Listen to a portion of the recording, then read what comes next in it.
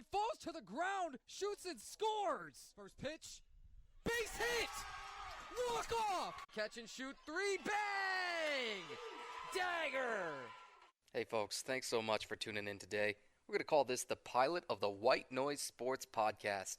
My goal is to give you the same kind of sports talk that you'd get on the couch, in the dorm room lounge, in the coffee shop, with like-minded sports consumers. A quick little background on me. I'm Tanner White. I played football through high school and college. That helped me find my passion for sports talk. I started PA announcing in 10th grade, moving on to sports commentating in college.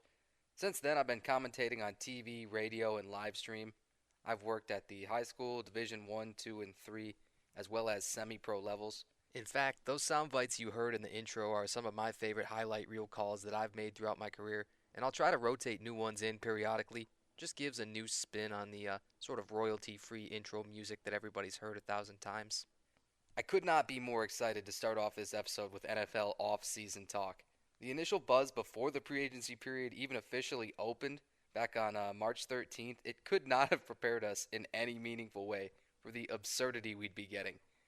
Getting right into the first topic, we're looking at the top 3 most impactful moves of the offseason so far. First up, we got Kirk Cousins to the Dirty Birds, the Atlanta Falcons. 4 years, $180 million. The Falcons get the top spot after admitting, finally, that Desmond Ridder and or Taylor Heineke aren't their guy. Kirk enters a great situation offensively. He's in position to elevate all their young playmakers, namely Bijan, Kyle Pitts, and Drake London. It's hard to say that the Falcons were just a quarterback away last year, but this is the NFC South that we're talking about. If it remains the weakest division in football like we expect it to, and Kirk plays the way he was last year before the Achilles injury, not only will he be in the MVP conversation, but the Falcons will win the division handily and could even win a playoff game. Up next, the number 2 most impactful signing this offseason, Saquon Barkley to the Eagles. 3 years, $37.75 million with $26 million guaranteed and $9 million in bonuses.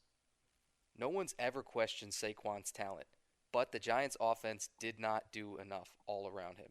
The Eagles' offensive core is fully intact besides Jason Kelce, and their identity as a hard-nosed, gun-running team with maulers all along their O-line should make this one of the best RB fits in recent memory.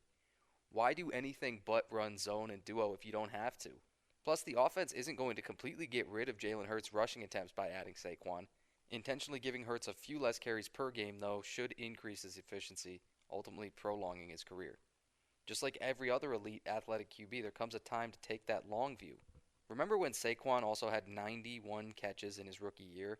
Although this Eagles team has a lot more talent than any Giants team since Saquon was drafted, they can still definitely give him an occasional huge workload and let him win a game all by himself when they need him to.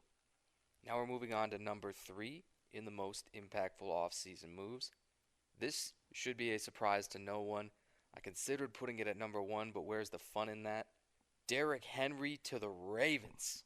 2 years, $16 million, $9 million guaranteed with $4 million in bonuses.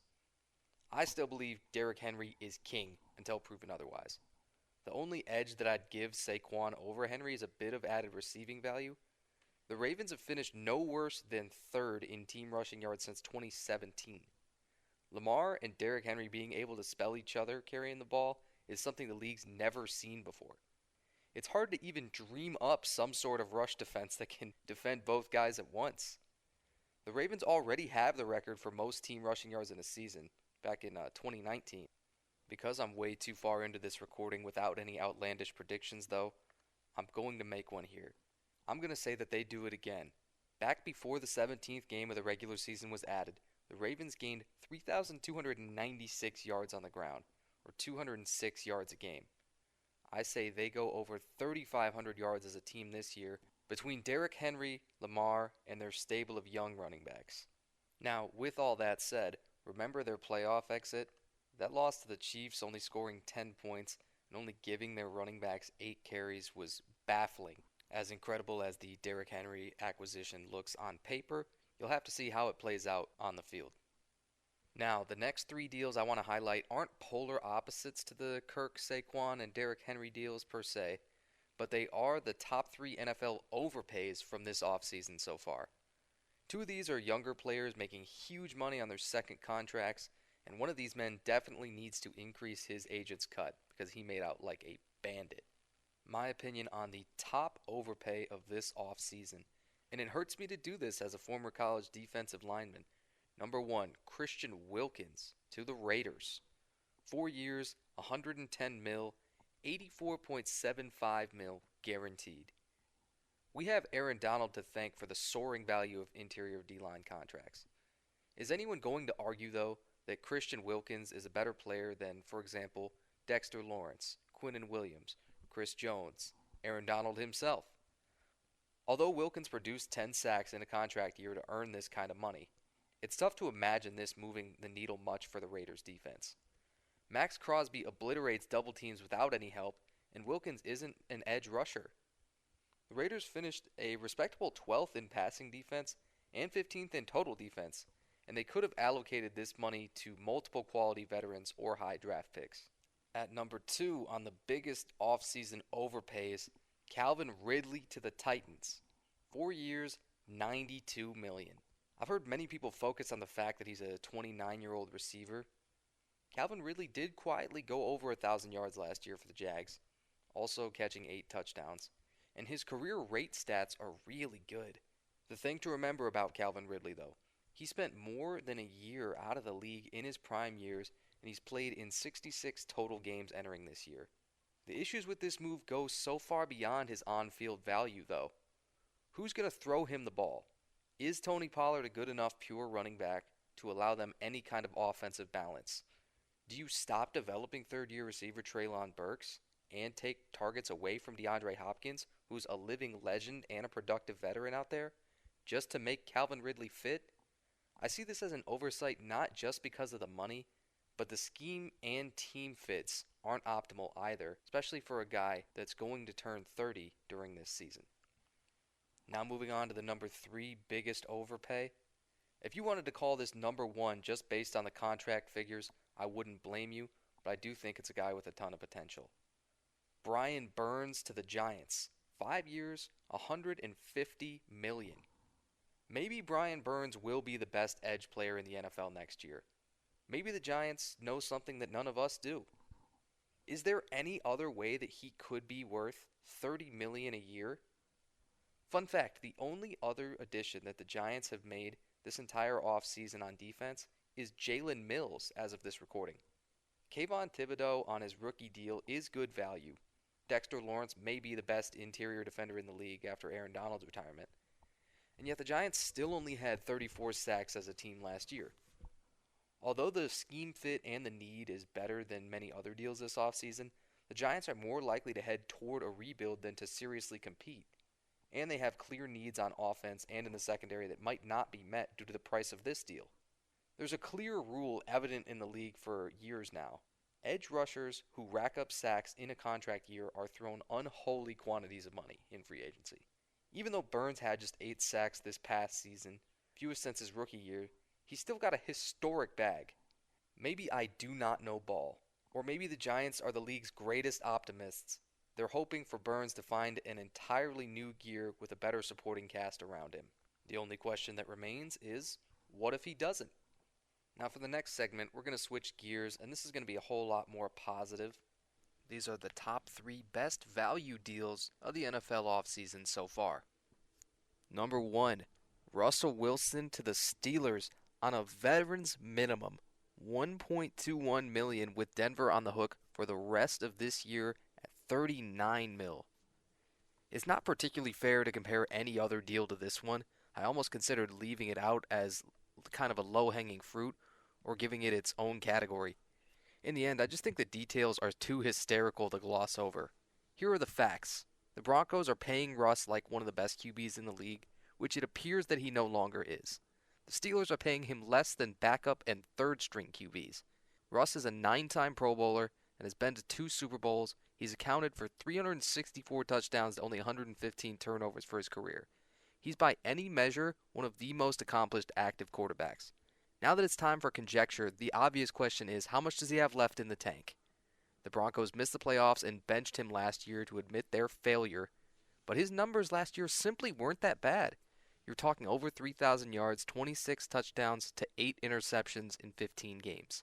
The eye test, of course, wasn't as great, but it would be difficult to imagine the Steelers' offense getting much worse than it was before they fired Matt Canada.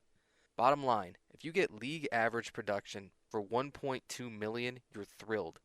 If you get something resembling prime Russell Wilson and you win a playoff game, maybe two, then we may soon be talking about this deal as one of the greatest value signings in history. Now that's as much praise as I'll give for Russ because I do recognize that the numbers have been down and of course he was benched last year. The number 2 best value deal this offseason, Shaq Barrett to the Dolphins.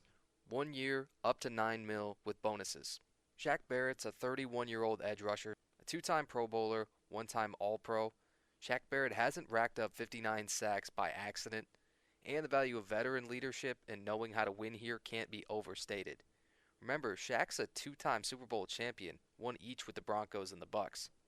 The price tag on him definitely dropped due to his Achilles tear in Week 8 this year. The Dolphins crumbled in that playoff loss to Kansas City. They didn't force a turnover or get a sack. They've now turned to Anthony Weaver as their defensive coordinator after Vic Fangio, believe it or not, made just a 1-year pit stop there. Bradley Chubb and Jalen Phillips are both coming off their own season-ending injuries late in the year, and Andrew Van Ginkel signed with the Vikings in free agency. Even if both of those first two guys stay healthy and productive, and Miami doesn't end up needing a ton of production from Shaq, expect good things to come from him mentoring the young Dolphins defense. Now for the number 3 best deal this offseason, we have Joe Mixon to the Texans for a 7th round pick. Joe Mixon's a 27-year-old RB in his prime, coming off a 1,000-yard season with 9 touchdowns. He has over 6,400 career rushing yards, 62 total touchdowns, catches the ball phenomenally, and the Bengals only got a 7th rounder in return. This is another absolute fleecing from Texans GM Nick Caserio, and they're getting loaded on paper at least, for cheap. Joe Mixon should immediately place the Texans among the preseason AFC favorites. Almost every other noteworthy move that Houston's made has been on defense. And did you see what CJ Stroud did last year on offense with the pieces they already had in place? It shouldn't surprise anyone if Stroud gets even better, and the Texans end up a top 5 offense in total yards, as Joe Mixon's a big upgrade over Devin Singletary, again, on paper. He should be a quality starter for several years, and was certainly worth a lot more than a 7th rounder when contract talks first came up for him. I do want to make a couple of honorable mentions. L'Jarius Sneed to the Titans for a 2025 3rd round pick and a 7th round swap this year. Antonio Gibson with the Patriots for 3 years, $11.25 million. Lastly, Zach Moss replacing Joe Mixon on the Bengals for 2 years, $8 million. As with every segment, I encourage you to let me know what you think about these picks. Which do you agree with? What deals do you think have sneaky good value that I didn't mention? We'll wait and see if the rest of the free agency scene shifts during this offseason, but there is one huge looming specter we have not addressed yet. This year's NFL draft in Detroit is, on paper, so loaded. Quarterback, receiver, tight end, edge, offensive line, defensive tackle. There appear to be future All-Pros at every one of these positions. The draft wouldn't be so great, though, if every pick panned out perfectly and every player was exactly what their scouting profile said, would it? We have to start with the quarterbacks because that's all anyone on the major networks can focus on right now. It seems more likely every day that the first 4 players off of the board could all be quarterbacks. Next up, I'm going to give my best landing spots for the top 5 QBs in the 2024 NFL Draft. Number 1, Caleb Williams, the Bears. Whether he wants to or not, Caleb is going to the Bears. Now that Chicago's blessed him with Keenan Allen, Gerald Everett, DeAndre Swift to work with, this is rapidly shaping up to be an all-time great rookie QB. They've been swinging for the fences and hitting for extra bases since last season, adding DJ Moore and Montez Sweat to fill critical needs. Now they've finally put an end to the Justin Fields experiment too. That means they can take the quarterback of their dreams. Or at least he will be if his rookie season looks anything like his USC film. His ceiling is one of the greatest rookie seasons by a quarterback in history. If the offensive supporting cast is as spectacular as we expect, his floor is likely the highest of anyone in this draft class too. Number 2, Jaden Daniels, Washington. Washington's been perhaps the most active team in free agency, even if most of the moves are minor. They're clearly improved on paper, especially on the offensive line. Marcus Mariota can be a great mentor, and Jaden can still come in and start immediately if they choose. Here's the thing about Washington's offseason. We know the Sam Howell trade was a bit odd. It's tough to remember a 23-year-old quarterback with lots of upside who threw for over 4,000 yards getting dealt and then clearly agreeing to be a backup.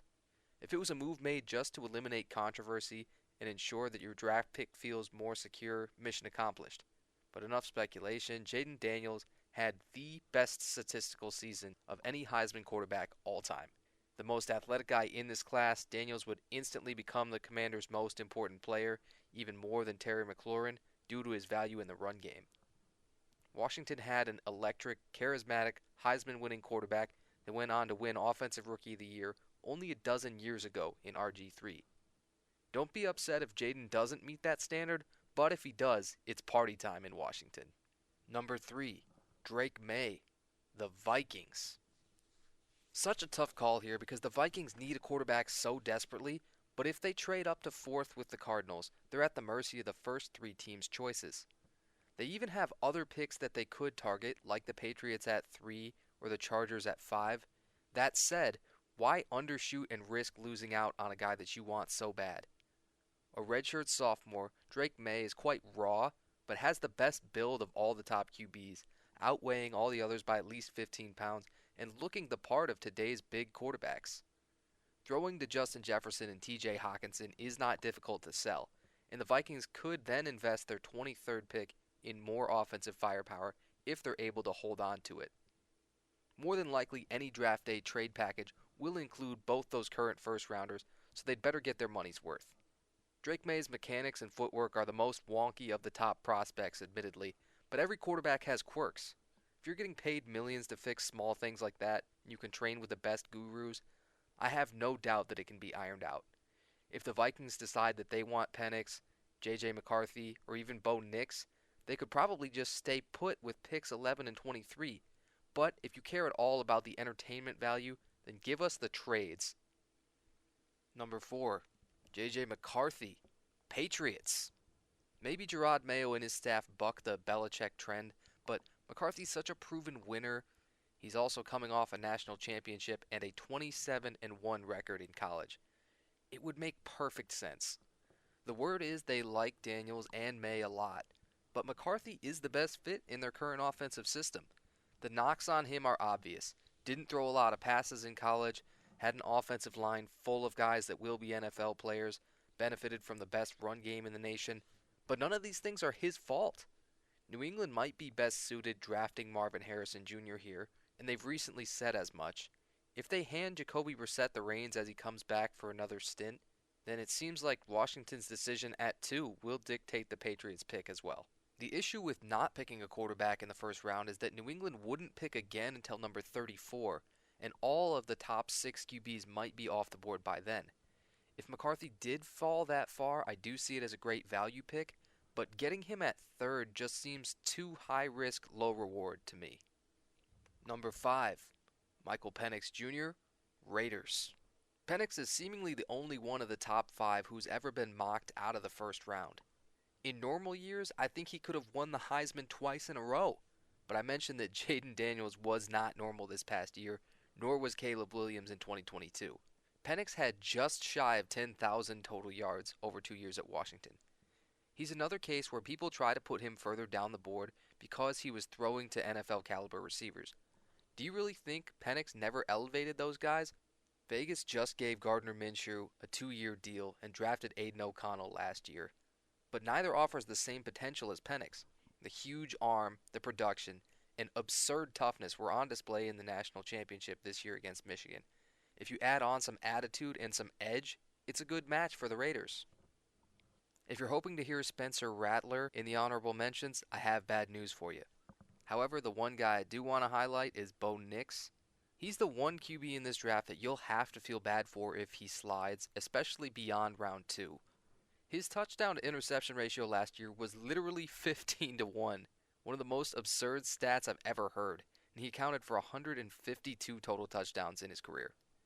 If the Raiders can't get Penix, or if the Vikings for any reason decide not to trade up, I see Bo Nix as a good fit for either one. He's also been mock drafted to the Broncos at 12, and they're definitely not starting the season out with Jared Stidham and Ben DiNucci on the roster after the Russell Wilson deal. So, that will wrap up episode 1 of the White Noise Sports Podcast. It's a working title and a work in progress in a lot of ways, but like anything else in content creation, sometimes the best first step is just to start. Thanks so much for tuning in, and if you wouldn't mind sharing with a few of the sports talk lovers in your life, it would be greatly appreciated. Episode 2 should be out next week, in which I'll give my full 2024 first round mock draft complete with trades. I'm Tanner White, and I hope to have you for the next episode. As he falls to the ground, shoots and scores! First pitch, base hit! Walk off! Catch and shoot 3, bang! Dagger!